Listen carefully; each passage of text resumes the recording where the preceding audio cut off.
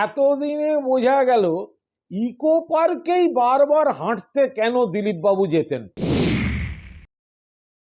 সকালে উঠে সূর্যটা উঠেছে কি ওঠেনি, কি এমন টান যে দিলীপ বাবুকে ইকো পার্কেই যেতে হতো।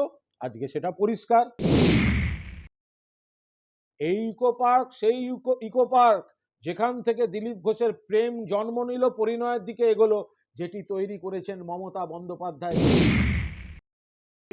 দিলীপ ঘোষ তিনি বিজেপির নেতা, তার সঙ্গে আমাদের মতাদর্শগত লড়াই, রাজনৈতিক বিরোধ আছে, কিন্তু ব্যক্তিগতভাবে দিলীপ ঘোষ বিয়ে করছেন, আমরা তো শুভেচ্ছা জানাচ্ছি। মাননীয় মুখ্যমন্ত্রী পুষ্পস্তবক বার্তা সব পাঠিয়েছেন।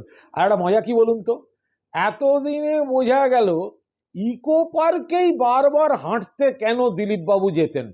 সকালে উঠে সূর্যটা উঠেছে কি ওঠেনি, কি এমন টান যে দিলীপ বাবুকে ইকো পার্কেই যেতে হতো। আজকে সেটা পরিষ্কার। তার চেয়েও বড় কথা, এই ইকো পার্ক সেই ইকো পার্ক যেখান থেকে দিলীপ ঘোষের প্রেম জন্ম নিল, পরিণয়ের দিকে এগোলো, যেটি তৈরি করেছেন মমতা বন্দ্যোপাধ্যায়। বাংলার উন্নয়ন, বাংলার পর্যটন, বাংলার কর্মসংস্থানের অন্যতম প্রতীক ইকো পার্ক। ফলে দিলীপ ঘোষের নতুন জীবনের যে সেতুবন্ধন, তাতে এই eco park made by Mamata Banerjee, এইটার যদি উনি এর না স্বীকার করেন, তাহলে সেটা অত্যন্ত দুঃখজনক হবে। পার্টি কর্মী, আমার চেয়ে পুরনো। উনি 12 সালে রাজনীতিতে এসেছেন, আমি এসেছি 15 সালে। এসেছেন তা নয়, সবার সঙ্গে দেখা হয়, দেখা সাক্ষাৎ হতো, আমার বাড়িতেও এসেছেন। তো বিয়ে করার ব্যাপারটা হঠাৎই এসছে পরিস্থিতির কারণে, আর সেটা হয়েও গেছে যথাসময়।